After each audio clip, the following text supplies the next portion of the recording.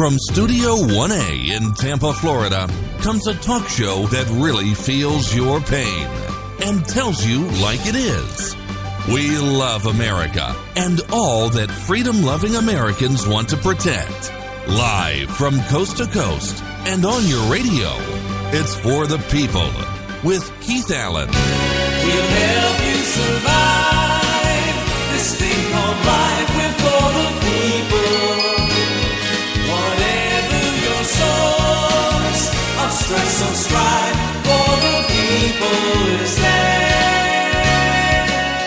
Hello, ladies and gentlemen. I am Keith Allen and proudly welcoming you to this Monday, October the 2nd, 2017's edition of For the People. We go live to Las Vegas where the sheriff there is taking questions right now. At least 58 people killed, 500 plus taken to the hospital. It's risen by 100, and unfortunately, 8 more people are reported dead.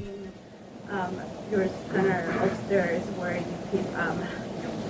The Fusion Center? Correct. There are cameras everywhere. Practically every inch of the city is covering a camera. Outdoors, indoors. How did this happen? Well, I don't understand what you're alluding to. How could it happen? This is an individual who was described as a lone wolf. I don't know how it could have been prevented if we didn't have any prior knowledge to this individual. It wasn't evident that he had weapons in his room. We have determined that there has been employees going to and fro from his room, and nothing nefarious was noticed at this point. That's what we know now. So, Sheriff, first responders were integral to stopping more deaths. Can you describe how a multi-agency effort and strike teams were able to find the suspect? Well, yeah, you're absolutely correct. So any special event that takes place in the southern Nevada region, it's required by NRS to supply police officers to ensure security. The Mandalay Bay did a great job of hiring police officers. They had sufficient staffing for the concert. And when this individual decided to fire upon the crowd, which was approximately 22,000 individuals, it's very difficult to manage that size crowd, and you have to ensure you have the proper staffing. And as described, our officers responded immediately in conjunction with the fire department as soon as the fire department arrived, but they were able to identify where the weapon was being discharged from. In a proximity, it's hard to tell what floor it is from the outside, but once they gained entry into the hotel in conjunction with security and through phone calls from patrons, they were able to cull it down to a possible floor.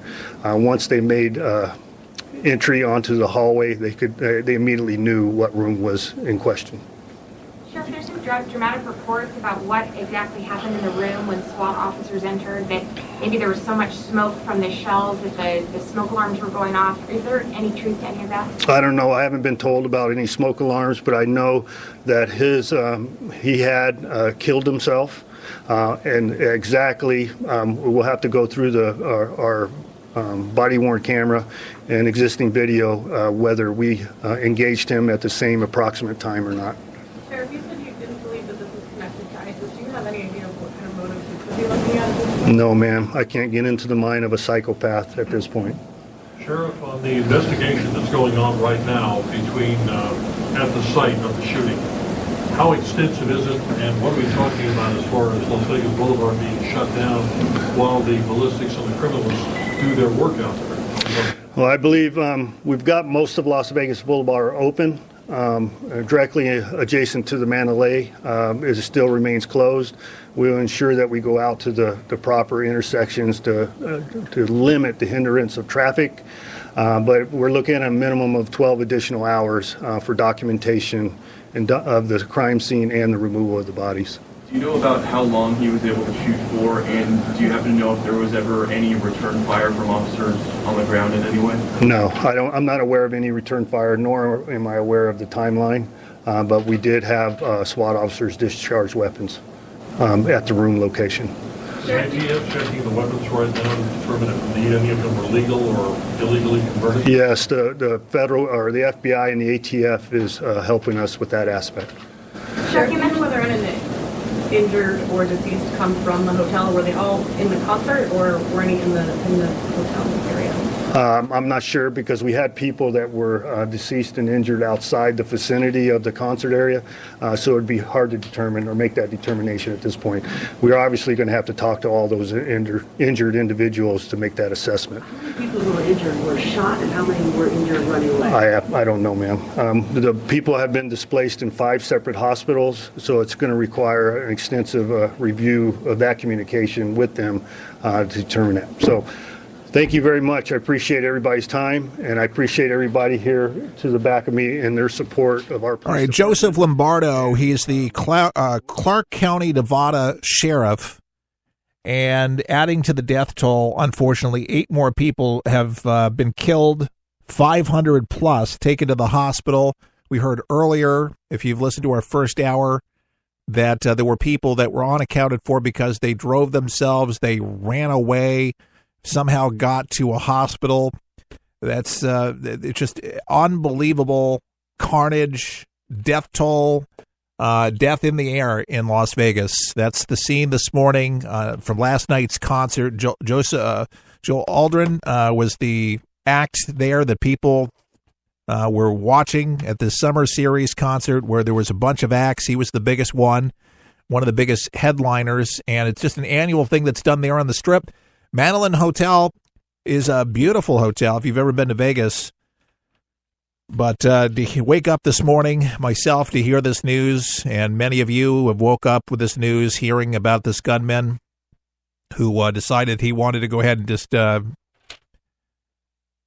break out all hell's fury, because that's what you do when you got these type of guns, and how he was able to obtain these firearms, where he got them from, and this guy clearly had some clear motivation for doing this, very well thought out, very well planned out, like I say, bird's eye view of those that were there. I mean, these people were literally sitting ducks at the concert, and it just breaks your heart when you hear the audio coming out there from the Vegas Strip there. This is some of the sounds that you'll hear, and keep in mind, this guy locked and loaded from his automatic gun. It's like a machine gun, or what it sounds like, but 3 times, 3 clip changes, and people did not know what was going on, largely speaking. You got thousands and thousands of people,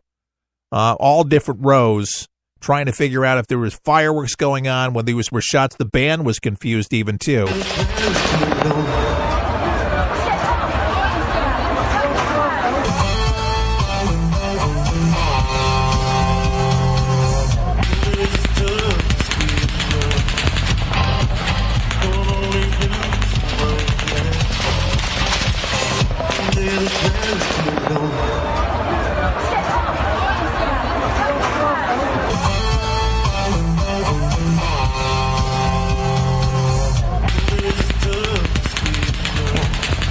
Hear the gunfire, and that certainly, there's no doubt that is an automatic weapon and a high-powered automatic weapon. Well, and at first, though, he like so many people. All right, so there was a local reporter reporting the incident. People's cell phones, people were, taping the concert, so they were able to get some of the best footage. And police right now are asking anybody that filmed anything at the concert to please send the videos in, and the FBI is sent an email address or a texting address where people could send those videos from their cell phones to try to put this timeline together to see if there was anybody else that may have been involved, or just trying to piece this whole thing together. Somebody with some experience, Daniel Lilinski, he was an incident commander for the Boston Marathon bombing and chief of police there in Boston, and he had a little perspective this morning. Here is Daniel Lewinsky talking about this. It's right in the middle of the Strip. It's a great conference facility. We were there with police chiefs around the country talking about issues like this, community engagement strategies and others, trying to figure out how we improve law enforcement. The sheriff was there from L.A., greeted us all. It's kind of surreal that watching the photographs and video of that same location. It's any hotel in America, people carry up their own bags, or even if the bell staff assist you, there is no security screening in a hotel. And the weapon system he had would have taken the windows out in a matter of seconds and allowed him the ability to have a killing field across the street from that concert venue. Hard to believe. And there he was, finding himself at the hotel at the time this happened. Very, very eerie. If that doesn't send some goosebumps up your spine. Here's another question that we have for him, actually, and we've been talking about it in our first hour about security measures, because a lot of these hotels, as a matter of fact, all the hotels, they don't have metal detectors. I mean, you can just go into the lobby, go up to the room, and people were surprised. Did the guy open the window? Were the window sealed shut? Because, some people, they plunge to their death. They go to the roof or whatever. A lot of hotels have made it where you can't. So did this guy shoot out the windows? He opened the window. There's just a lot of unknowns right now about how this guy was able to do it. I mean, of course, he had the firepower. We could just blast out the window, so it didn't matter. And that's most likely, from what people are saying, because it does look like the window was shot out. That's most likely what he did. He shot out the window. So the question that we posed, and then Fox News posed too, the same question they asked, so that's why we're going to bring it to you. But again, from Daniel Walensky, knows something about terrorism with the Boston Marathon, being the chief of police there, talking about security protocols. Should there be more security? Here's what he had to say. I think once Las Vegas is able to get off its feet and to deal with the trauma and tragedy the city is dealing with, the first responders, the community, the visitors are dealing with, then there'll be a review as to what happened and what could have prevented or mitigated this. It's certainly something that's going to be looked at. We didn't take our shoes off before Richard Reed tried to attack us with a shoe bomb, and we adjusted our security protocols to address that. That may be something down the road that hotels start looking at. I know we've trained hotel staff during the course of events to look for suspicious behavior, to look at individuals who may be putting the don't open the door sign on for extended periods of time, to look for individuals who are very suspicious of personnel grabbing their bags, to look for pre-indicators to this and report it to law enforcement as part of See Something, Say Something campaigns. Certainly hotel security will be revisited across the globe after this event. And we hope and pray that others don't see this as an opportunity for copycat type. All right, Mandalay Bay, I'm looking at pictures right now. That's really the scene from the perspective of the shooter that we know last night opened fire on thousands of concert goers. What a tragedy last night. Well, we're waking up this morning learning about this. We're now 58 people dead, 500 people brought to the hospital wounded, and the numbers seem to be going up. It's unbelievable. This is, folks, the deadliest shooting in U.S. history. It beat Orlando right now, and that was, 48 people, and now 58 people now killed, 500 taken to the hospital. Man, it's a lot of bullets that went here right now. Here's a live report right now. Let's go in and see what's going on there in Vegas with Fox News reporter. You have that comes in. This is Adam Housley. Also, people will go into different ways of shock. I'm told that way, depending on how much alcohol and how your system reacts to it. You also have people that you're just not as coherent. You're at a concert. You're not supposed to be there to have to worry about being shot at. You're here to listen to music. So you had people that maybe didn't get it as quickly as they could have if they had been 100% sober.